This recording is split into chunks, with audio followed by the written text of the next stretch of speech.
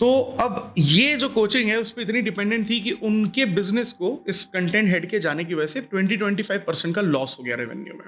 So they wanted to take the revenge from him. तो उन्होंने अपनी कोचिंग के स्टाफ की किसी एक लड़की को पकड़ा जिसका उसके साथ, उस कंटेंट हेड के साथ एक कैजुअल रिलेशन था, यू नो. और वैसे भी वो कंटेंट हेड उस वक्त पे 27-28 साल का था, और ये उम्र तो ऐसी होती ही है कि किसी के साथ आपके कैजुअल अफेयर्स हो जाते हैं. तो उस लड़की को इस तरीके से ब्रेन वॉश किया गया कोचिंग मैनेजमेंट के द्वारा कि तुम इस पे सेक्सुअल हरासमेंट का केस कर दो. एंड वो लड़की ने बेसिकली क्या है कि कोचिंग को सेक्सुअल हरासमेंट के लिए मेल भेजे कि इसने he has done etcetera stuff with me and I want to take action against him. और उसको फिर कोचिंग मैनेजमेंट की तरफ से फोन आया कि हम जो है इंटरनल कंपनी कमेटी जो है आईसीसी बैठाएंगे आपके अगेंस्ट, और अगर आप चाहते हो कि चार्जेस ड्रॉप हो जाएं तो you have to come back and work with us with older salary. He said कि सर ये तो मेरे साथ गलत हो गया, मेरे साथ तो धोखा हो गया, और आपने भी तो किया ना धोखा मेरे साथ. मैंने कहा मैंने क्या किया? बोले आप ही ने तो डेमो लिया था मेरा, आपने मेरे को अच्छा पढ़ाया and you were the best faculty here, और आपने मेरे को पढ़ाया और आपके पढ़ाने पे मैंने एडमिशन लिया, और आपने मुझे डायरेक्टली नहीं बोला लेकिन इनडायरेक्टली तो मुझे उस डेमो में आपने एश्योरेंस दे दिया ना कि तुम्हें ऐसे ही पढ़ाया जाएगा. और 3-4 महीने पढ़ाया भी गया जब आपने पढ़ाया और एक और अच्छी फैकल्टी ने पढ़ाया, बाकी फिर फैकल्टीज अच्छा नहीं पढ़ा रही थी. तो सर जो धोखा मेरे साथ हुआ है ना, इस एकेडमी के मैनेजमेंट ने जितना धोखा किया मेरे साथ उतने ही पार्टिसिपेंट इसमें आप भी हो. And that thing hit me so hard that time. Was like कि यार बात तो सही कह रहा है ये लड़का. तो प्रॉब्लम ये हो गई कि बहुत कम बारिश में पानी जो है घुटनों तक भर गया. अब वो हुआ क्या कि बेसिकली राउज आईएएस एकेडमी के सामने बहुत ज्यादा पानी भर गया. अब एक जो कार है वो स्पीड से वहां जाती है, उस राउज आईएएस एकेडमी के सामने से गुजरती है, शायद स्कॉर्पियो थी, आई डोंट नो एग्जैक्टली रिमेंबर. तो फिर होता क्या है कि वो जो पानी का फोर्स है वो राउज आईएएस एकेडमी की तरफ बढ़ता है, और वो पानी इतना फोर्स में आता है कि राउज आईएएस एकेडमी ने अपने एंट्री गेट के सामने बैरिकेड लगा रखा था. वो बैरिकेड जो है वो टूट जाता है, और वो जो पानी है वो बेसमेंट की तरफ फ्लो करता है, क्योंकि ऑब्वियसली बात है ग्रेविटी तो काम करेगी. अब जैसे ही वो पानी बेसमेंट के दरवाजे से नीचे से घुसने की कोशिश करता है, उस टाइम पे शॉर्ट सर्किट हो जाता है, क्योंकि बायोमेट्रिक सिस्टम था. शॉर्ट सर्किट की वजह से लाइट चली जाती है. अब बायोमेट्रिक सिस्टम जो है वो काम नहीं कर रहा, यानी अंदर जो स्टूडेंट्स बेसिकली एग्जाम दे रहे हैं वो बायोमेट्रिक सिस्टम में अपना फिंगरप्रिंट करने की कोशिश कर रहे हैं, लेकिन इलेक्ट्रिसिटी तो है नहीं, तो वो दरवाजे ही नहीं खुला. और जब तक वहां पे सिक्योरिटी मैनेजमेंट सब लोग पहुंचते और दरवाजा तोड़ के सब बच्चों को निकालते, तब तक हादसा हो चुका था.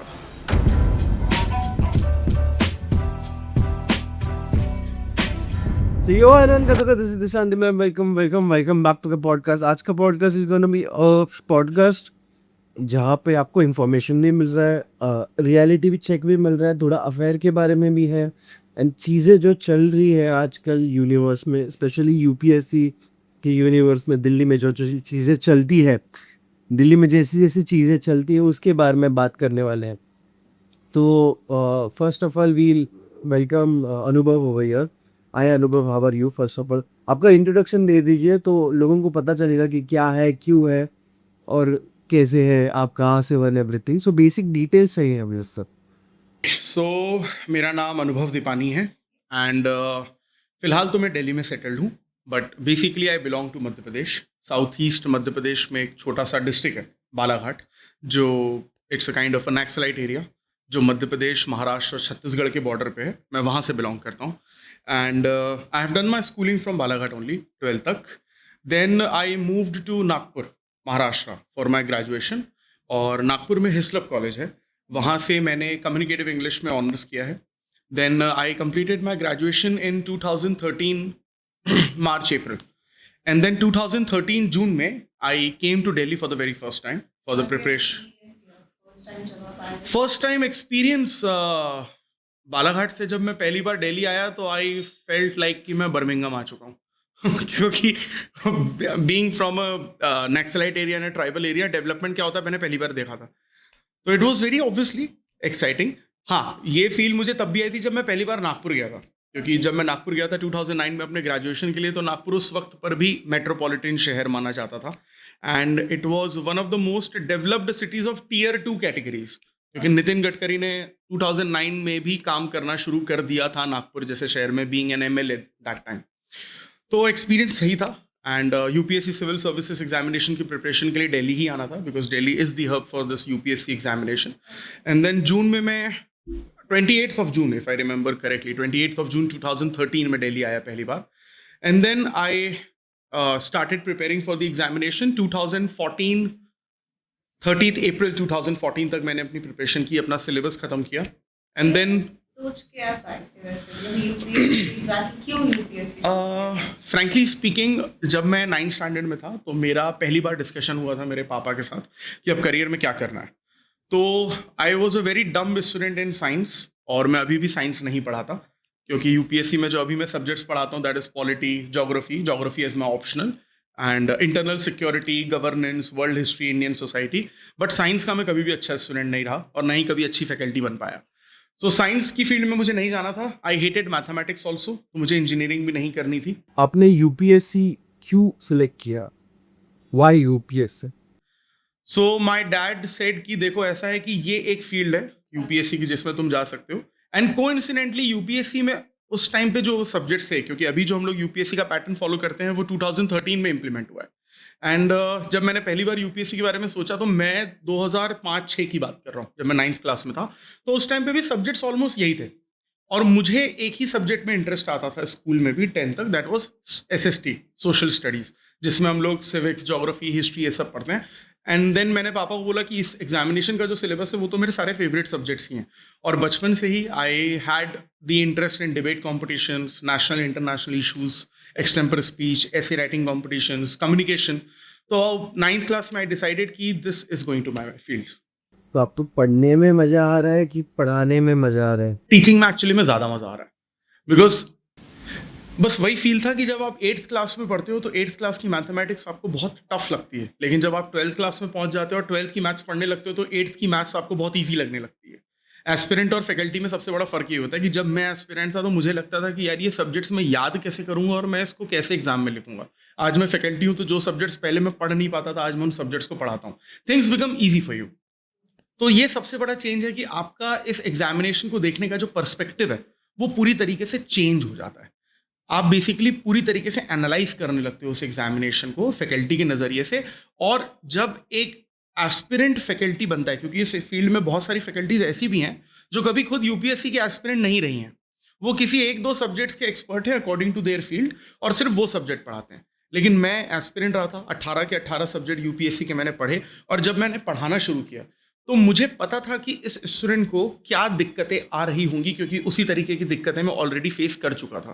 तो ज़्यादातर टाइम ऐसा होता है कि वो मुझसे डाउट पूछें या अपनी तकलीफ़ें बताएं, उससे पहले मुझे उनकी तकलीफ़ें पता रहती है और मैं पहले ही सॉल्यूशन दे देता हूँ. तो ये सबसे बड़ा डिफरेंस है, पर्सपेक्टिव चेंज हो जाता है आपका. यूपीएससी थोड़ा ओवरली हाइप्ड करके रखा है क्या? लाइक मतलब क्या सिनेरियो है इसका? टफनेस के ना डेफिनेशन दो तरीके के होते हैं. एक होता है कि एग्जामिनेशन टफ है बिकॉज ऑफ द सिलेबस, और एक होता है एग्जाम टफ है बिकॉज ऑफ द पैटर्न. अब जैसे आप सिलेबस टफ होने के हिसाब से देखोगे तो नीट, आईआईटी और सीए ज़्यादा टफ है, लेकिन पैटर्न की वजह से यूपीएससी को ज़्यादा टफ माना जाता है. क्योंकि जैसे सीए की एग्जामिनेशंस में क्या होता है कि जैसे आप सीए की भी प्रीलिम्स देते हो, सीपीटी, और फिर उसकी मेंस होती है आईपीसीसी. अब आपने सीपीटी क्लियर कर ली सीए में, लेकिन आईपीसीसी क्लियर नहीं की, तो आप दोबारा से आईपीसीसी ही देते हो. बट यूपीएससी में ऐसा नहीं होता. यूपीएससी में आपको एक ही गो में तीनों स्टेजेस क्लियर करनी होती है. प्रीलिम्स क्लियर हुआ तब मेंस दोगे, मेंस क्लियर हुआ तब इंटरव्यू दोगे, और इंटरव्यू क्लियर हुआ तो सीधे ट्रेनिंग होती है. लेकिन अगर आपने प्री मेंस क्लियर किया और इंटरव्यू में आप अटक गए तो आपको दोबारा से प्रीलिम्स देना पड़ जाता है. और उस एक साल में सिलेबस जो है करंट अफेयर्स का वो चेंज हो जाता है, क्योंकि पिछले साल जो बच्चे यूपीएससी दे रहे थे वो इंडिया बांग्लादेश का अलग रिलेशन पढ़ रहे थे.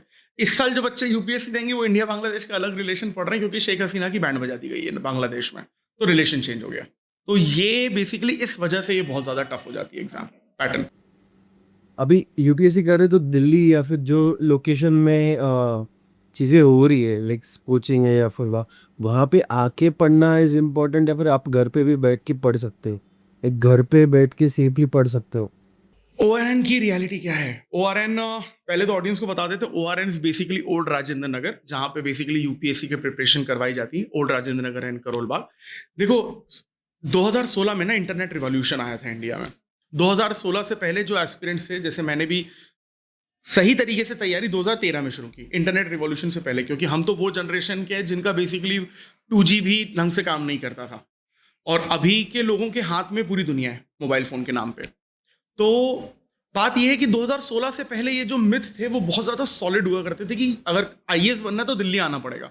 लेकिन अब वो सिचुएशन चेंज हो चुकी है। आप अपने घर पे बैठे बैठे ऑनलाइन कोचिंग्स ले सकते हैं, ऑनलाइन स्टडी मटेरियल आपके पास अवेलेबल है, हाइब्रिड मॉडल अवेलेबल है, यूट्यूब में इतने सेशंस अवेलेबल हैं, टेलीग्राम में फ्री आपको वीडियोस, लेक्चर्स, नोट्स मिल जाते हैं। आपको दिल्ली आने की बिल्कुल ज़रूरत नहीं है किसी भी तरीके से। अगर आप यूपीएससी क्रैक करना चाहते हैं, आप अपने घर पे बैठ के भी कर सकते हो। सिंपल सी बात।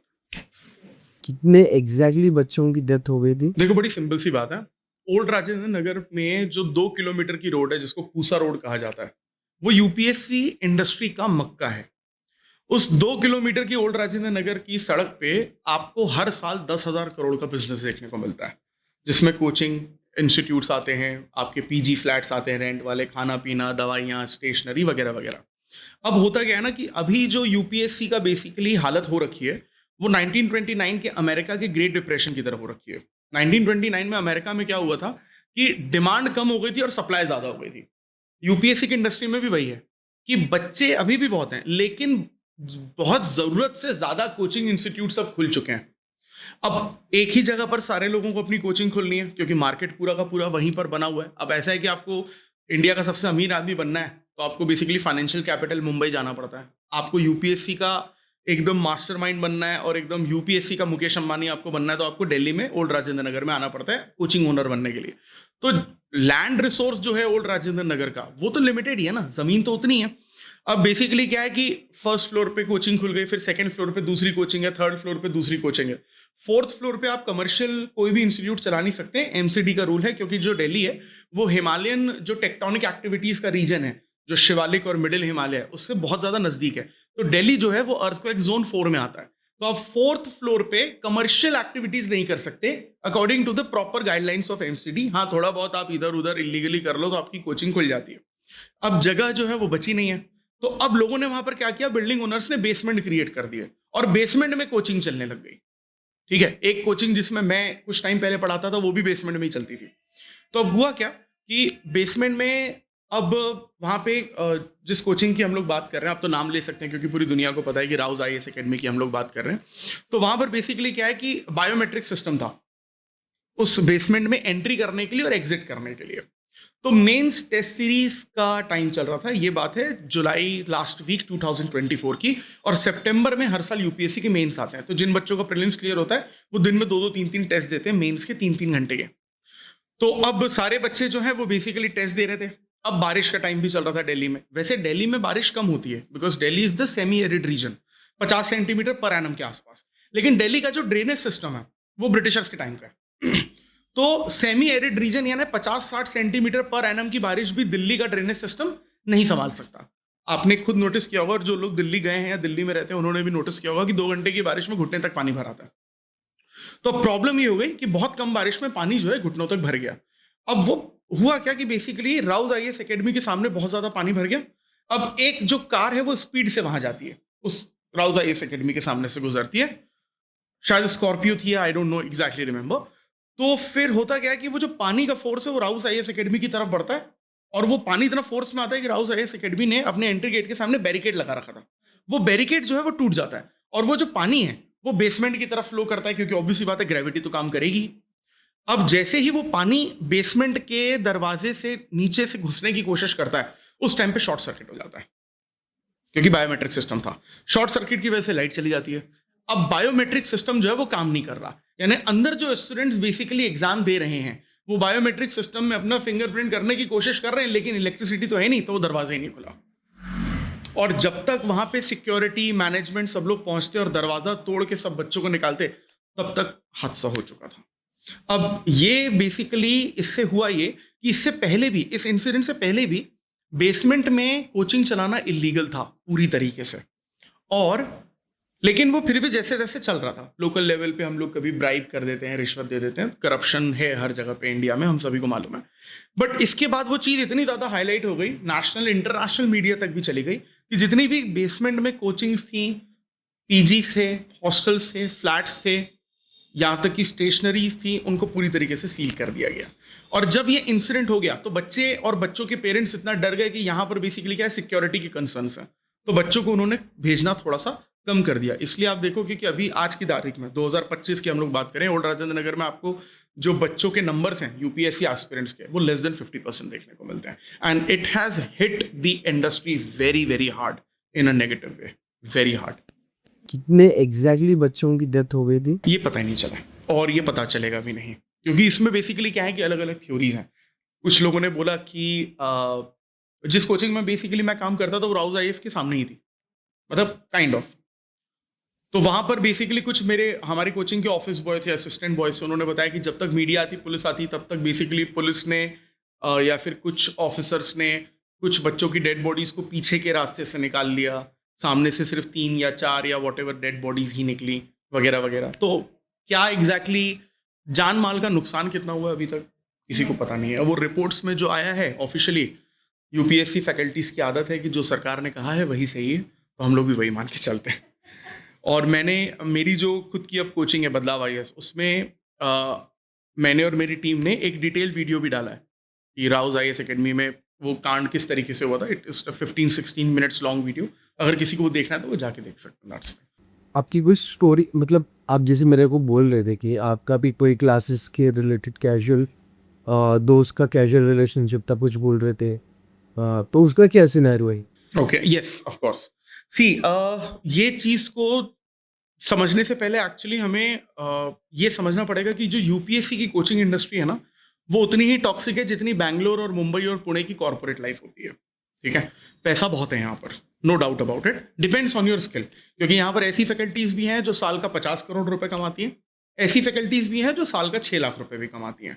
डिपेंड्स कि आप टीयर 1, टीयर 2 या टीयर 3 कहाँ पर फैकल्टीज हैं। तो यहाँ पर बेसिकली टॉक्सिक कल्चर अब धीरे धीरे बढ़ चुका है बहुत ज़्यादा।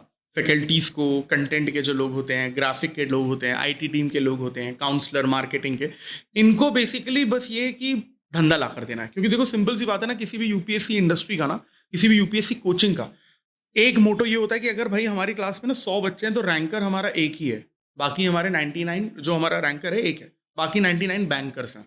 तो एक हमको रिजल्ट दे देगा, बच्चे बाकी 99 हमको पैसे देते हैं, और एक वो रिजल्ट दिखा के हम 999 एडमिशन और लेते हैं। और उस 999 एडमिशन में से फिर हम लोग एक रिजल्ट निकालेंगे, उस एक रिजल्ट को देख के 10,000 एडमिशन फिर आएंगे, और फिर वो साइकिल में पूरी तरीके से चलता रहता है। अब होता क्या है कि अगर आप इस इंडस्ट्री में बहुत अच्छा पढ़ाते हो, you are very very good, तो वो भी आपके लिए कई बार खतरनाक हो जाता है। वो कहते हैं ना, चंदन के पेड़ पे सांप सबसे ज्यादा लौटते हैं, वैसी बात है। 2021 फरवरी में मैं पहली बार दिल्ली आया as a faculty, as an aspirant तो 2013 में आया था, and I started my professional UPSC teaching career in 2016। और 2021 फरवरी तक मैं छोटे शहरों में पढ़ा रहा था, अपने आप को ग्रूम कर रहा था। देन व्हेन आई रियलाइज कि भाई अब तो कुएं से निकल के समंदर में जाने का वक्त आ चुका है, तो आई केम टू दिल्ली। और फरवरी 2021 में मैंने एक tier 2 coaching as a faculty head and as a content head join की। वहाँ पे मैं एक और पर्सन था, वो बेसिकली फरवरी में ही मेरे साथ ज्वाइन हुआ, and he was very very good in content making. तो I used to record, I used to teach, and he used to make content, and we were very very good friends also. अब हुआ ये कि within 3 to 4 months वो coaching जो है content को लेकर उस पर बहुत ज़्यादा डिपेंडेंट हो गई, और वो कोचिंग मुझ पे डिपेंड हो गई कि मैं एडमिशन्स लेकर आऊँ। क्योंकि बेसिकली क्या है कि यूपीएससी इंडस्ट्री में होता ही है कि अब बहुत सारा कंपटीशन आ चुका है, तो किसी भी बच्चे को किस कोचिंग में एडमिशन लेना है ये इस बात से डिसाइड किया जाता है कि उसको 1-2 घंटे की फ्री डेमो क्लास दी जाती है। तो आपने अगर 1-2 घंटा अच्छा पढ़ा दिया तो बच्चा इंप्रेस हो जाता है, फिर वो बेसिकली आपको पैसे दे देता है। अब ये काम मेरा होता था डेमो कन्वर्ट करने का, और एक मेरा कलीग था जो कंटेंट अच्छा बनाता था। 3 से 4 महीने में उसको कहीं और से ऑफर आया, अब better offer with the hike of 40 to 50%। अब ही वांटेड टू लीव। अब पहले उसका जो नोटिस पीरियड था वो सिर्फ 1 महीने का था, लेकिन जब उसने बोला अपने ऑफिस में कि भाई now I want to leave क्योंकि मेरे को बेटर ऑफर आ रहा है, मैं नोटिस पीरियड पूरा करके जाता हूँ, I will complete my work, don't worry, तो उन्होंने जबरदस्ती उसका नोटिस पीरियड 3 महीने कर दिया, so that he could not go. और उसकी सैलरी भी नहीं बढ़ा रहे थे, and he was very important asset, but he did not take care of the fact, and उसने 1 महीना अपना नोटिस पीरियड कंप्लीट किया और वो चला गया, दूसरी कोचिंग शिफ्ट हो गया। तो अब ये जो कोचिंग है उस पर इतनी डिपेंडेंट थी कि उनके बिजनेस को इस कंटेंट हेड के जाने की वजह से 20-25% का लॉस हो गया रेवेन्यू में। So they wanted to take the revenge from him. तो उन्होंने अपनी कोचिंग के स्टाफ की किसी एक लड़की को पकड़ा जिसका उसके साथ, उस कंटेंट हेड के साथ एक कैजुअल रिलेशन था, यू नो। और वैसे भी वो कंटेंट हेड उस वक्त पे 27-28 साल का था, और ये उम्र तो ऐसी होती ही है कि किसी के साथ आपके कैजुअल अफेयर्स हो जाते हैं। तो उस लड़की को इस तरीके से ब्रेन वॉश किया गया कोचिंग मैनेजमेंट के द्वारा कि तुम इस पे सेक्सुअल हरासमेंट का केस कर दो। एंड वो लड़की ने बेसिकली क्या है कि कोचिंग को सेक्सुअल हरासमेंट के लिए मेल भेजे कि इसने he has done etcetera stuff with me and I want to take action against him. और उसको फिर कोचिंग मैनेजमेंट की तरफ से फोन आया कि हम जो है इंटरनल कंपनी कमेटी जो है आईसीसी बिठाएंगे आपके अगेंस्ट, और अगर आप चाहते हो कि चार्जेस ड्रॉप हो जाएं तो you have to come back and work with us with older salary. So but ठीक है, ये मैटर ज्यादा नहीं खींचा क्योंकि आरोप तो झूठा ही लगाया गया था ऑब्वियसली। लेकिन अब आप पुलिस में जाते भी तो पुलिस तो सबूत मांगती है, कोर्ट सबूत मांगता है, बट वो वहां तक वो मैटर खींचा ही नहीं। उस लड़की को ही समझ में आ गया कि वो फंस जाएगी इसमें, तो एक हफ्ते बाद उसने ही चार्जेस ड्रॉप कर लिए। But this is one of the story I am telling you. इससे ज्यादा और बड़ी बड़ी स्टोरीज इस इंडस्ट्री के जड़ों में सीक्रेट के तौर पर धसी हुई हैं। ऐसी कोई स्टोरीज है जिसको सिर्फ आप जानते हो और दूसरे कोई जानते नहीं है? बहुत सारी ऐसी स्टोरीज हैं। जैसे एक स्टोरी, एक कोचिंग इंस्टीट्यूट है, I won't be able to take the name, but वो अपने इन्वायरमेंट एंड इकोलॉजी के नोट्स के लिए बहुत फेमस है। कुछ साल पहले, and that's a south Indian coaching institute जो अब दिल्ली में एस्टेब्लिश हुई थी, बहुत बढ़िया चलती थी। One fine day, the owner, the billionaire, committed suicide. Wow. What? That's it. और वो क्या रीजन था? प्रोफेशनल रीजन, पर्सनल रीजन, कुछ नहीं पता, कुछ भी नहीं पता। प्लस इस इंडस्ट्री में बेसिकली क्या है ना कि अब अगर आपको टियर 1 कोचिंग्स में जाना है, लाइक जो शार्क्स कोचिंग, वहां पे आप रिज्यूमे डाल के नहीं जा सकते, आप अपनी स्किल से नहीं जा सकते, आप अपनी टीचिंग से नहीं जा सकते, आपको वहां पे रेफरेंस देना पड़ता है। बिना रेफरेंस के आप टियर 1 में एंट्री कर ही नहीं सकते हो। इसलिए कोई भी अगर जब पहली बार जब कोई दिल्ली आता है फैकल्टी बनने के लिए, does not matter how good he is, उसने कितने ही यूपीएससी के इंटरव्यू क्यों ना दिए हो, कितने ही मेंस क्यों ना दिए हो, कितना ही अच्छा क्यों ना पढ़ाते हो, if you do not have the reference you can not go to the tier 1 coaching. और ये एक ऐसी चीजें हैं यूपीएससी की फैकल्टी की टीम की, फैकल्टी के मैनेजमेंट की, जो एस्पिरेंट्स तक कभी नहीं पहुंचती है। ये अंदर का बहुत गंदा खेल है। It's proper like Indian politics. Commission कितना होता है ब्रो? कमीशन का क्या सीन है? कितना भी हो सकता है। जैसे कि फॉर एग्जांपल मैंने आपको टियर 1 में बेसिकली भेजा है and you get the package of 1 CR per annum, तो I will charge the 50% of the first year package of yours, 50 lakh. खुद ऐसा मेरे सामने 1-2 बार ऑफर्स ऐसे आए थे, but I was like no, this is not the thing which I came for. मतलब आपके एथिक्स स्ट्रांग है ऐसे बोल सकते हैं? टीचिंग को लेकर तो हैं, क्योंकि दैट इज माई पैशन। इसके अलावा एथिक्स में मैं देख लेता हूँ फिर थोड़ा सा कहाँ मेरा ज्यादा फायदा है, बट पैशन को लेके नहीं, ethics is ethics, simple. Paralysis कैसे हो गया? No, the thing is paralysis होने का रीजन क्या था, कैसे हो गया? मैं बिलोंग करता हूँ मध्य प्रदेश से, but I was born in Chhattisgarh. मैं 1992 में पैदा हुआ हूँ, तो उस टाइम पे तो छत्तीसगढ़ मध्य प्रदेश में आता था, because Chhattisgarh got separated from Madhya Pradesh on 1 नवंबर 2000। तो मैं जब पैदा होता तो मुझे लगा मैं मध्य प्रदेश में ही पैदा हुआ, लेकिन जब मैं 8 साल का था तब मुझे पता चला कि अरे मैं तो छत्तीसगढ़ में पैदा हूँ, क्योंकि मैं जहाँ पैदा हुआ छत्तीसगढ़ में चला गया। So there is a district in Chhattisgarh, Naila Janjgir, I was born there. तो मेरी मम्मी को एकदम सडन लेबर पेन हो गया, एंड सिचुएशन इस तरीके थी नहीं कि मेरी मॉम को हॉस्पिटल ले जाया जाए, तो मेरी घर पे ही डिलीवरी हो गई।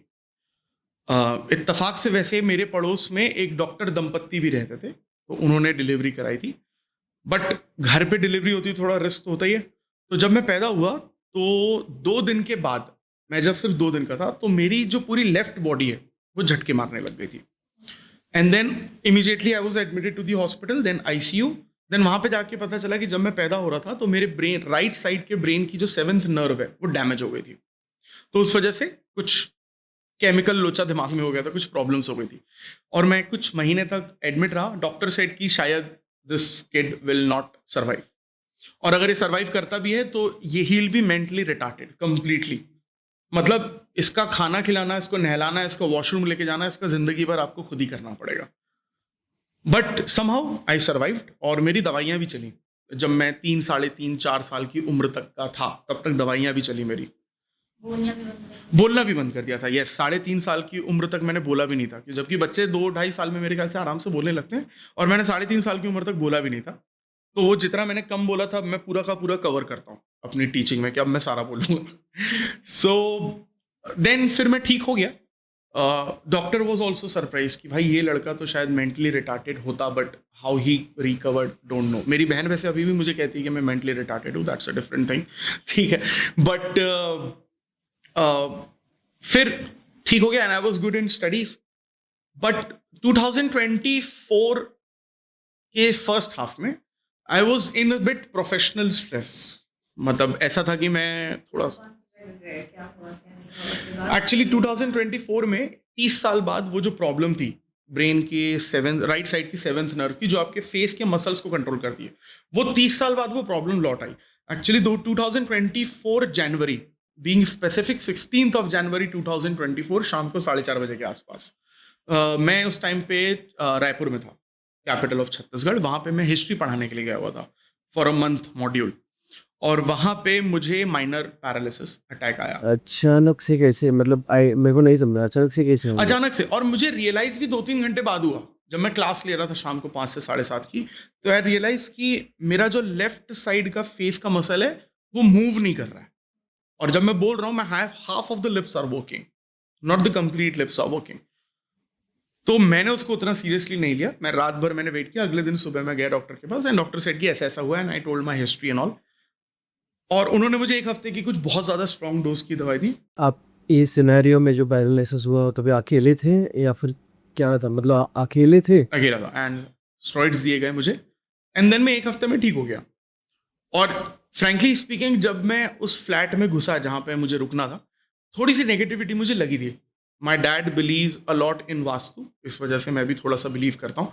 तो एक होता है ना कि आप जब किसी घर में जाते हो, रूम में जाते हो, तो आपको एक ऑरा समझ में आ जाता है, नेगेटिव ऑरा था। और जब मैं बीमार हुआ तो मेरे को लगा कि यार कुछ तो देर सम बहुत बड़ी वास्तु की दिक्कत। कोइंसिडेंटली उस मैनेजर ने, जहाँ पे मैं पढ़ा था, उन्होंने मुझे बताया कि पता नहीं क्या प्रॉब्लम है इस फ्लैट में। इस फ्लैट में 1 साल में जो भी फैकल्टी आई है, 2-2 महीने के लिए हर कोई बीमार होके गया। एक बार तो डॉक्टर को विजिट हुआ ही है। फिर मैं ठीक हुआ और मैं फिर बस निकल गया वहाँ से। देन 1 महीने के लिए गया था मैं, और फिर 10th of February 2024 को मैं दिल्ली आ गया, और दिल्ली में मेरी क्लासेस कंटिन्यू हो गई। देन फिर कुछ मेरे प्रोफेशनल स्ट्रेस कुछ ज़्यादा हो गया था, क्योंकि मैं थोड़ा सा ज़्यादा एम्बिशियस लड़का हूँ, और मुझे एकदम से पता नहीं ओवर थिंकिंग होने लगी कि now I am going to turn 32 in 2024। Now तो I will be turning 33 in September 2025। तो उस टाइम पे था कि यार 32 की उम्र के हिसाब से आई am not doing that much good, बाकियों के हिसाब से आई वॉज डूइंग गुड, क्योंकि उस टाइम पे 2024 में I was having a very handsome package of 24 to 30 lakh per annum. But मैं थोड़ा और आगे जाना चाह रहा था, और वो ओवर थिंकिंग इतनी ज़्यादा होती गई, पता नहीं क्यों, what went wrong with me, I don't know, कि मई में, in the month of May, मुझे दोबारा से मेजर पैरालिसिस अटैक आया। इसका एक रीज़न एक और था कि अप्रैल में मैंने अपनी जॉब छोड़ दी थी, because I wanted to have my own coaching institute. And 24th of April 2024 को आई स्टार्टेड बदलाव IAS। ये सिनेरियो के टाइम पे फेज क्या था लाइक? थोड़े से फाइनेंशियल क्रंच आने थे, वो मुझे पता था, तो वो फाइनेंशियल क्रंच मैंने थोड़े बहुत किए, बट आई हैड सेविंग्स। मैंने स्ट्रेस मैं मैनेज नहीं कर पाया, इसीलिए मुझे पैरालिसिस अटैक आया। सो 24th of April को मैंने अपना काम चालू किया, and I was teaching in etcetera coaching as a freelancing, ताकि मैं अपना खर्चा चला सकूं, और कंपनी के खर्चे काफ़ी थे, क्योंकि आपको एक कंपनी भी जब रजिस्टर करनी होती है तो 10 तरीके के काम होते हैं। आपको कंपनी एक्ट में प्राइवेट पब्लिक कंपनी बनानी पड़ती है। देन आपके 10 तरीके के डॉक्यूमेंट्स, GST से लेके, पैन कार्ड से लेके, करेंट अकाउंट से लेके, कंटेंट का काम करना, यूट्यूब चैनल स्टार्ट किया। कोई सोर्स नहीं थे, बहुत ज़्यादा आइडिया नहीं था, बस घुस गया, and I could not handle the things. So 15th of May 2024 सुबह 5:30 बजे के आसपास I had a major paralysis attack, और मेरा जो लेफ्ट फेस है वो पूरा नम हो गया था, and my lips got tilted towards the right side. ये जो मेरा मुंह था ये यहाँ पर आ चुका था। देन जब मैं सुबह उठा तो I saw my face, I was like this is like shit has happened with me. और मैं डरा उस टाइम पे इसलिए क्योंकि it could actually harm my whole career, क्योंकि मैं अपनी ज़बान की ही खाता हूँ। एक फैकल्टी के पास मुंह होना चाहिए, और अगर उसे आप पूरी तरीके से लाइक स्पेशली एबल्ड पर्सन बना दो, दिव्यांग बना दो, लेकिन उसकी जबान उसके काम कर रही है सही तरीके से, तो वो बहुत आगे जा सकता है। लेकिन जब मैं बोल ही नहीं पा रहा था, लाइक मेरी आवाज़ एकदम क्लियर नहीं थी, प्रोनाउंसिएशन मेरे क्लियर नहीं थे, जहाँ पे मैं फ्रीलांसिंग में पढ़ा रहा था मुझे वो जॉब छोड़नी पड़ गई, क्योंकि बच्चों को ऑनलाइन में समझ ही नहीं आ पा रहा है। क्योंकि दैट टाइम, इससे पहले मैं ऑफलाइन में ही पढ़ा रहा था, वो मैंने छोड़ा, then I shifted to online. अब ऑनलाइन में बच्चों को समझ ही नहीं आ रहा है कि मैं क्या बोल रहा हूँ, मेरा प्रोनाउंसिएशन ही खराब हो गया। तो फिर इसके बाद after 5 or 6 days I went back to Balaghat, my home town. Dad called me back and then फिर मैंने न्यूरोलॉजिस्ट को दिखाया, ये वो सब। तो न्यूरोलॉजिस्ट ने कहा कि it will take near about 6 months to get you recovered, और you might also have to leave your teaching career. So then I was like कि भाई ये तो मेरा पैशन है, क्योंकि इसके अलावा मुझे कुछ आता नहीं है और इसके अलावा मुझे कुछ करना भी नहीं है। तो लाइक कि नहीं भाई, मैं कहा आप अपना मेडिकल साइंस साथ में रख लो, मैं अपनी हनुमान चालीसा अपने साथ रख लेता हूँ, एंड थोड़ा सा विल पावर से काम करते हैं। सो 15th May को मेरे को अटैक आया था, एंड डॉक्टर ने कहा था कि आने वाले 6 महीने you can not do anything. With in 25 days I don't know how I recovered, और 10th June तक आई वॉज रिकवर्ड 50%। और 15 मई को जो अटैक आया था, 10 जून को मैं वापस क्लासेस में खड़ा था, और फिर धीरे धीरे धीरे धीरे 2 महीने में मैं और ज़्यादा ठीक हो गया। एक्चुअली मेरा पढ़ाना मेरे ठीक होने में ज़्यादा काम आया, क्योंकि डॉक्टर ने कहा था कि मुंह की एक्सरसाइज करनी है, and then I started again teaching. तो दिन में 8 घंटा बोलना होता है मुझे, तो मैं 8 घंटा दिन भर बोले जा रहा हूँ। तो जो 6 महीने में ठीक होना था वो मैं एक्चुअली में 2 महीने में हो गया, बिकॉज ऑफ माई टीचिंग। और जब मैं बेसिकली ठीक हुआ, then I realize one thing कि इतना सब कुछ होने के बाद भी अगर मैं वापस अपने करियर पे 2 महीने में लौट गया, दैट मीन्स सिर्फ यहीं तक रुकने के लिए तो शायद मैं नहीं बनाऊँ। So now I have to do something big, और फिर मैं बदलाव आई इसमें पूरी तरीके से घुस गया। बदलाव के सच में बदलाव ला सकता है कि like you are talking about Badlav, जो है आपका कोचिंग से वो सच्ची में चेंजेस लाने के काबिल है, लाइक इतना पोटेंशियल है उसमें।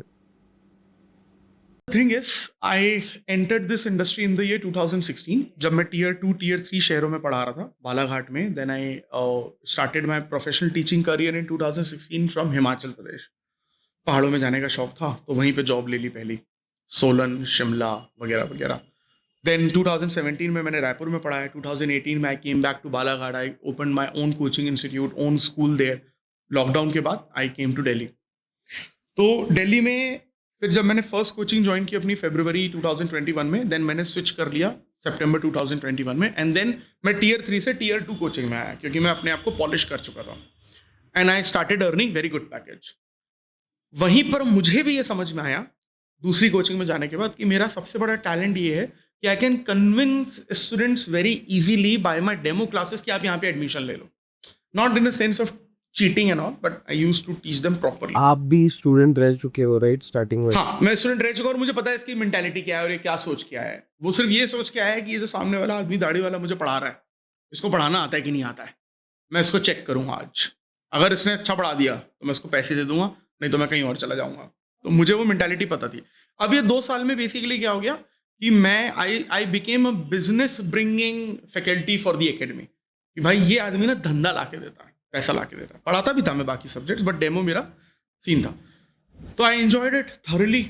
2021, 2022, 2023 में आई रियलाइज कि जिन बच्चों का मैं डेमो कन्वर्ट कर रहा हूँ वो बेसिकली एडमिशन तो ले रहे हैं मेरे भरोसे। अब देखो, मैं 18 के 18 सब्जेक्ट नहीं पढ़ा सकता। हर फैकल्टी की अपनी एक्सपर्टीज होती है। हर फैकल्टी मैक्सिमम 2, 3 या 4 सब्जेक्ट पढ़ा सकता है। मैं भी वैसा ही हूँ। मुझे नहीं आते सारे सब्जेक्ट पढ़ाने, किसी भी फैकल्टी को सारे सब्जेक्ट पढ़ाने नहीं आते। तो मैं अपना polity, geography, internal security, governance पढ़ाता हूँ। अब यहाँ पर क्या होता है कि बच्चा एक बार एडमिशन ले लिया तो एकेडमी क्या करती है कि 2 या 3 मैक्सिमम 2-3 मैक्सिमम अच्छे फैकल्टी रखती है हाई पैकेज पे, और बाकी की जो 6-7-8 फैकल्टीज होती है ना, उनको लो पैकेज पे रखती है, घटिया लेवल की फैकल्टी। और उन बच्चों ने जिन्होंने फीस दे दी है, या फर्स्ट इंस्टॉलमेंट या सेकंड इंस्टॉलमेंट या थर्ड इंस्टॉलमेंट में फीस दे रहे हैं, उनको शुरू के 4-5 महीने अच्छी फैकल्टी से पढ़वाया जाता है ताकि उनकी इंस्टॉलमेंट पूरी आ जाए। जैसे उनकी फीस पूरी आ जाए वो घटिया फैकल्टी से पढ़ाने लगता है। और फिर बेसिकली क्या है कि फिर बच्चे बोलते हैं कि यार ये तो गलत है, वो अच्छा नहीं पढ़ा रहा है, मुझे समझ नहीं आ रहा। कुछ फैकल्टीज को तो मैंने ऐसे देखा है कि बिना पीपीटी के पढ़ा ही नहीं सकते हैं। They want PPT like on the smart board, उसके बिना नहीं पढ़ा पाएंगे वो लोग, या फिर हाथ में नोट्स चाहिए, उसके बिना नहीं पढ़ा पाएंगे। और फिर बस वो पीपीटी रहती है और उसको इंग्लिश में लिखा रहता है, उसको हिंदी में ट्रांसलेट करके पढ़ाने लगते हैं। और ये 70% ऑफ द फैकल्टीज करती हैं, ये 70% ऑफ द फैकल्टीज। फिर बच्चे बोलते हैं, मैनेजमेंट के पास जाते हैं, कंप्लेन करते हैं कि हमें समझ नहीं आ रहा है, वी आर गेटिंग प्रॉब्लम, ये वो, और बेचारे 1 साल के लिए आए हैं। तो फिर एकेडमीज उन्हें कहती हैं कि देखो भाई पढ़ना तो इन्हीं से है। और फिर वो बोलते हैं कि नहीं हम नहीं पढ़ेंगे, तो दे आर लाइक मत पढ़ो, पैसे तो दे दिए तुमने। तो बोले रिफंड चाहिए, बोले रिफंड तो नहीं देंगे, निकलवा के दिखा दो हमसे पैसे। तो ये चीज़ ना मेरे को 2023 में हिट कर गई।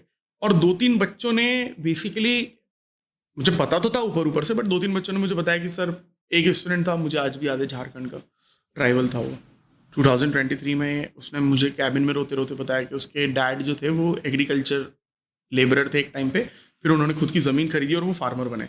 उनके पास एक ही ज़मीन थी, कुछ 1 एकड़ से भी कम। तो उसके डैड ने वो ज़मीन बेच के उसका कोचिंग में एडमिशन करवाया था। एंड उसमें इमेंस प्रेशर था कि मेरे को एग्ज़ाम क्रैक करनी, क्योंकि मेरे डैड ने अपनी ज़मीन बेच दी है और उसके डैड जो है दोबारा से दूसरे की खेत में मजदूरी कर रहे थे। तो उस तरीके से वो पैसा लेके आया था स्टूडेंट। और यार ऑब्वियसली बात है ना, 80% 90% लोग या तो बिलो पॉवर्टी लाइन है, या तो पुअर है, या तो मिडिल क्लास है। टॉप 1 या 3% ही तो लोग हैं जो अमीर है देश में। टैक्स भी तो नहीं लोग, उससे भी कम लोग देते हैं। तो फिर जब उस बच्चे ने बोला ना कि ऐसा ऐसा है, तो देन आई रियलाइज कि अरे तो बहुत बुरा है। जाते जाते उसने ना मेरे को एक लाइन बोल दी, वो मेरे को ना एकदम हिट कर गई। ही सेड कि सर ये तो मेरे साथ गलत हो गया, मेरे साथ तो धोखा हो गया, और आपने भी तो किया ना धोखा मेरे साथ।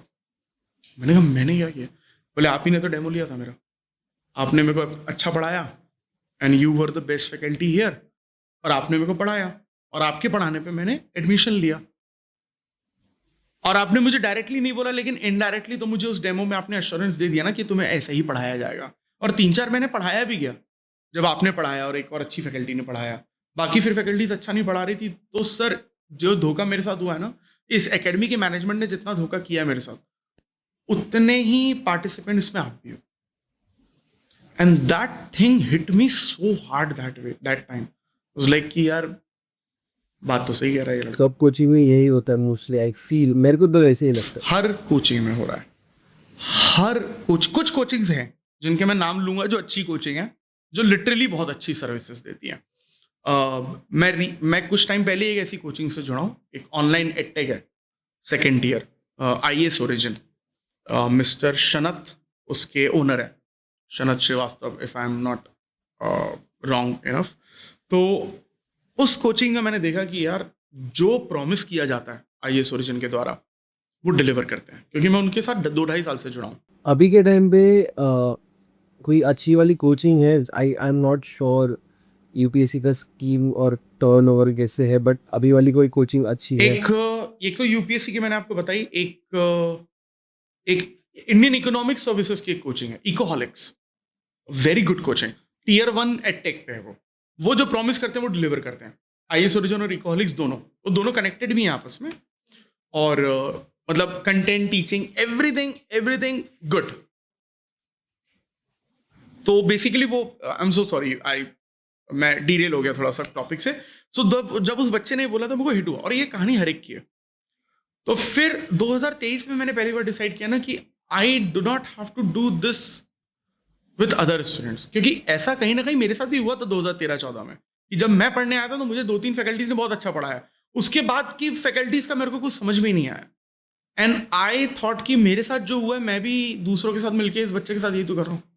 तो देन आई डिसाइडेड कि अब मैं आने वाले टाइम पे अपना खुद का एक कोचिंग इंस्टीट्यूट इस्टेब्लिश करूंगा, और मैंने नाम बदलाव रखा ही इसलिए क्योंकि I wanted to bring the change और bring the Badlav in the system, कि हम स्टूडेंट को स्टूडेंट की तरह ट्रीट करेंगे, हम स्टूडेंट को कस्टमर की तरह ट्रीट नहीं करेंगे, हम सर्विस नहीं प्रोवाइड करेंगे, हम एजुकेशन प्रोवाइड करेंगे। और उस किसी भी बच्चे को ना कोचिंग से जब जाएगा सिलेबस कंप्लीट करके, उसका एग्जाम क्लियर हो ना हो, वो उसकी मेहनत, किस्मत पे, सब पे डिपेंड करता है, लेकिन उसको at the end of the day 1 साल बाद ये नहीं लगना चाहिए कि ना मैंने अपने पैसे बर्बाद कर दिए, यहाँ पे मैं कुछ लेके ही जा रहा हूँ यहाँ से। और मैं चाहता हूँ कि बेसिकली बदलाव में इस तरीके की सर्विसेज दी जाएं जो अभी भी दी जा रही हैं, because I have already started the classes and all पिछले कुछ महीनों से। तो जब बच्चा माउथ पब्लिसिटी करता है ना कि यार ये बंदा अच्छा पढ़ाता है, ये कोचिंग अच्छी पढ़ाती, that is the real publicity. आप हजारों करोड़ों रुपए खर्च कर दो, आप शाहरुख खान को ब्रांड एम्बेसडर बना दो अपनी कोचिंग का, आप लियोनल मेसी को ब्रांड एम्बेसडर बना दो अपनी कोचिंग का, आप सौरव गांगुली को ब्रांड एम्बेसडर बना दो। ये मैं इसलिए दे रहा हूँ क्योंकि बहुत सारे लोगों ने बनाया हुआ है ब्रांड एम्बेसडर। कोई फर्क नहीं पड़ता, जब तक वो स्टूडेंट माउथ पब्लिसिटी नहीं करता ना, तब तक लिटरली प्रूफ नहीं होता कि ये कोचिंग और ये टीचर अच्छा है या नहीं। सो ये वो एक स्टूडेंट की वो एक लाइन थी, सर आपने भी तो चीट किया ना मेरे साथ। तो मैंने बोला कि नहीं, ये वो लड़की को आखिरी पैसे बार है। वापस मिले थे बिकॉज उसने आप पे ट्रस्ट किया, तो जो मिले थे पैसे। रोया था तो लग तो रहा था बर्बाद हो गया। अब मेरे हाथ में था नहीं, क्योंकि वो चाहता था कि वो मुझसे सारे सब्जेक्ट पढ़े, लेकिन मुझे भी तो पढ़ाने आने। मैंने उससे पॉलिटी पढ़ाई, ज्योग्राफी पढ़ाई, इंटरनल सिक्योरिटी पढ़ाई, गवर्नेंस पढ़ाई, वर्ल्ड हिस्ट्री पढ़ाई, इंडियन सोसाइटी पढ़ाई, ऐसे राइटिंग पढ़ाई, आंसर राइटिंग पढ़ाई, करंट अफेयर्स पढ़ाई। 9 सब्जेक्ट हो गए। अब इसके बाद के मेरे को कुछ सब्जेक्ट उतने अच्छे नहीं आते थे। हिस्ट्री में पढ़ाना चाहता था, बट ऑफिस की भी अपनी एक पॉलिटिक्स होती है, तो मेरी अपनी लिमिटेशंस थी। तो वहां उस दिन मैंने डिसाइड किया था कि I have to come with this name Badlav IAS। So that's the thing.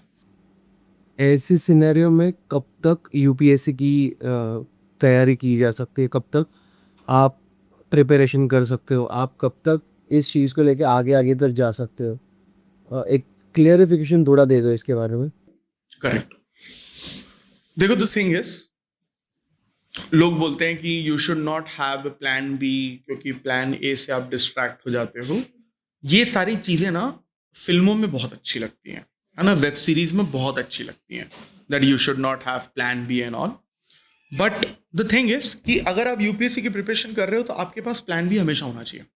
क्योंकि आप ये समझने की कोशिश करो कि इस एग्जामिनेशन को 15 लाख बच्चे फॉर्म भरते हैं इसका, और जो सीरियस एस्पिरेंट है जो एग्जाम देने पहुंचते हैं वो 4-5 लाख होते ही हैं, और यूपीएससी एक साल में 600 से 700 पोस्ट ही निकालती है। तो 5 लाख बच्चों में से 600 बच्चे सेलेक्ट हो रहे हैं। एक कोचिंग में 1000 बच्चे पढ़ते हैं। वो जो 1000 बच्चे पढ़ रहे हैं ना, वो 1000 के 1000 भी नहीं सेलेक्ट होने वाले हैं, क्योंकि सीट्स ही कम है। तो आप थोड़ा सा परम्यूटेशन कॉम्बिनेशन का यूज करिए, थोड़ा सा कॉमन सेंस लगाइए। आपके पास प्लान भी होना चाहिए। 6 अटेम्प्ट एक जनरल कैटेगरी का पर्सन दे सकता है till the age of 32। Qualification इसकी है कि आपकी मिनिमम एज 21 होनी चाहिए, ग्रेजुएशन होना चाहिए। अगर आप ओबीसी हैं तो आप 35 तक चले जाते हैं विथ 9 अटेम्प्ट। SC ST में फिर आपके और बढ़ जाते हैं। अगर दूसरे तीसरे अटेम्प्ट तक आपका प्रीलिम्स भी क्लियर नहीं हो रहा है, देन यू शुड क्विट। अगर आपने दूसरे तीसरे अटेम्प्ट तक प्रीलिम्स क्लियर कर लिया, then go for the mains examination for 4th attempt. और उसके बाद फिर अगर फिर प्रीलिम्स भी दोबारा नहीं निकला, मेंस भी दोबारा नहीं निकला, तो फिर आप वापस आ जाओ वहां से।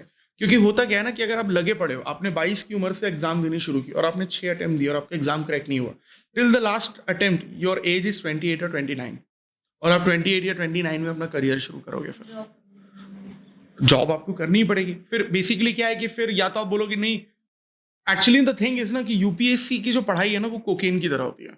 एक बार अगर आप उसके एडिक्ट हो गए ना तो उसको छोड़ना बहुत मुश्किल होता है। मेरे साथ भी यही हुआ। तो मैं एग्जाम क्रैक नहीं कर पाया, फाइनल स्टेज में बाहर हो गया 12-16 नंबर से। तो आई वाज लाइक कि नहीं, मुझे तो इसी में जाना है। वो एक अलग बात है कि मुझे सेकंड ईयर में पता चल चुका था कि मुझे टीचिंग बहुत अच्छी लगती है, और 2016-18 में मैंने फिगर आउट कर लिया था कि टीचिंग मेरा पैशन है। लेकिन जिनका टीचिंग पैशन नहीं भी होता वो इस इंडस्ट्री में रहना चाहते हैं, कंटेंट में चले जाएंगे, मैनेजमेंट में चले जाएंगे, फैकल्टी में चले जाएंगे। बट कंपटीशन बहुत टफ है, बहुत ज़्यादा टफ कंपटीशन है। आज मैं 33 साल का हूँ, मेरा एक्सपीरियंस टीचिंग का 8 साल का है। इस इंडस्ट्री में ऐसे लोग हैं जिनका टीचिंग एक्सपीरियंस मेरी उम्र से ज़्यादा है। तो कंपटीशन नहीं है। आप अगर अभी अभी इंडस्ट्री में घुसे हो तो आप बाबर आजम हो, आप विराट कोहली से compete नहीं कर पाओगे, और फिर आपको दूसरे कॉर्पोरेट वर्ल्ड में जाना पड़ेगा। तो आपने अपने करियर को बहुत लेट स्टार्ट किया है। हाँ, आपका फैमिली बिजनेस है, आपका बाप करोड़पति है, आप दे दो पूरे अटेम्प्ट। बट 2 से 3 अटेम्प्ट में यू हैव टू डिसाइड कि आपसे हो पा रहा है या नहीं। क्योंकि 2-3 अटेम्प्ट में अगर आप नहीं करो, that means either you are not that serious, या फिर आप मेहनत नहीं करना चाहते, या तो आप सच में कहीं और जाके काम करना चाहते हो। सिंपल। यूपीएससी की वजह से बच्चे स्ट्रेस में रहते, तो इस स्ट्रेस मैनेजमेंट के लिए कोई आपके पास सोल्यूशन है? सबसे पहली बात यह है कि बच्चों का स्ट्रेस इसलिए होता है क्योंकि वो यूपीएससी को हवा बना के रखते हैं कि यूपीएससी जो है ये एग्जामिनेशन बहुत ज्यादा बड़ी है, इसको क्रैक करना टफ है, और इसको क्रैक नहीं किया तो हमारी जिंदगी खराब हो जाएगी। वो मटेरियल भी चेंज करते रहते हैं। तो फिलोसॉफिकल एस्पेक्ट तो ये था कि बच्चों को ये लगता है कि जिंदगी खराब हो जाएगी मेरी। यूपीएससी जिंदगी नहीं है, it's just a part of your life. दूसरी चीज, यूपीएससी एस्पिरेंट्स अब यूपीएससी को अपने सर पे चढ़ा लेते हैं। जिस चीज को आप अपने सर पे चढ़ा लेते हो ना, वो आपको कभी नहीं मिलेगी। जो चीज आपको चाहिए ना, उसको आप अपनी जुत्ती पे रखो। जिस चीज को तुम अपनी जुत्ती पे रखते हो ना, कि क्रैक होती है तो ठीक है, नहीं तो देख लेंगे दूसरा, यू विल गेट इट। तीसरा, स्ट्रैटेजी बच्चों की हमेशा गलत होती है। प्रॉब्लम क्या है कि हर बच्चा ना नई स्ट्रैटेजी ढूंढने की कोशिश करता है कि कोई एक ऐसी स्ट्रैटेजी मिल जाए कि ऑल इंडिया रैंक 1 बन जाऊं, आईएएस बन जाऊं, 2 साल में कलेक्टर बन जाएगा। He is looking for a new idea every year. जैसे आपने वो फिल्मों में डायलॉग सुना होगा ना कि किसी भी बड़े बिजनेस को बनाने के लिए एक बड़ा आइडिया चाहिए होता है। घटिया बात है ये। चांदनी चौक में जाओ, 1.5 रुपए किलो पे आइडिया मिलते हैं। कोई भी बिजनेस आइडिया से नहीं चलता, हर बिजनेस एग्जीक्यूशन से चलता है। UPSC is exactly like that. UPSC examination strategy से नहीं चलती। यूपीएससी एग्जामिनेशन स्ट्रैटेजी से क्रैक नहीं होती, कोई आइडिया से क्रैक नहीं होती। यूपीएससी एग्जामिनेशन एग्जीक्यूशन से क्रैक होती है। आज और राजेंद्र नगर में 2 लाख बच्चे रहते हैं। आप हर एक से पूछ लो कि ऑल इंडिया रैंक बनाने का क्या तरीका है। I give you the bat, हर बच्चे को पता है कैसे रैंक बनाते हैं। 6 to 12 एनसीईआरटी पढ़ो, जीएस का सिलेबस खत्म करो, जीएस का सिलेबस पढ़ते पढ़ते ऑप्शनल डिसाइड करो, ऑप्शनल का सिलेबस खत्म करो, पीवाईक्यूज प्रीलिम्स के पिछले 40 सालों के, मेंस के पिछले 40 सालों के डिटेल में सॉल्व करो, द हिंदू इंडियन एक्सप्रेस को फॉलो करो, एक प्रॉपर मटेरियल एक डिसाइड कर लो, करंट अफेयर्स कौन सा वाला फॉलो करना है। प्रीलिम्स के एग्जामिनेशन से 3 से 4 महीने पहले सीसेट की तैयारी शुरू कर लो, डेली आंसर राइटिंग करो, वीकली स्केड्यूल बनाओ, और जो पीवाईक्यूज हैं वो सबसे ज्यादा इंपॉर्टेंट है, और एक अपना टाइम टेबल सेट करने की कोशिश करो। यही स्ट्रैटेजी है यूपीएससी की, इससे ज्यादा कुछ नहीं है यूपीएससी में।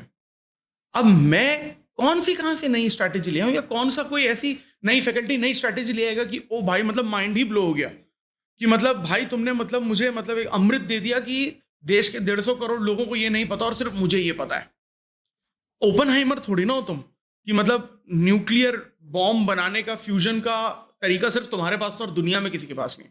यूपीएससी स्ट्रैटेजी से क्रैक नहीं होता, एग्जीक्यूशन से क्रैक होता है। Follow the process, trust the process. एक तो प्रॉब्लम ये है ना कि अभी के जो बच्चे हैं ना, वो हैं जेनजी। मैनेज कैसे करते हो? एक्चुअली बच्चे हैं जेनजी, तो पेशेंस नहीं है। क्योंकि अभी क्या है ना कि वो लोग, अभी के जो बच्चे हैं ना, वो यूपीएससी को ना रिलेशनशिप की तरह देखते हैं। 2 महीने इसके साथ रहूंगा, जम गया तो ठीक है, नहीं तो दूसरा तो देख ही लेंगे।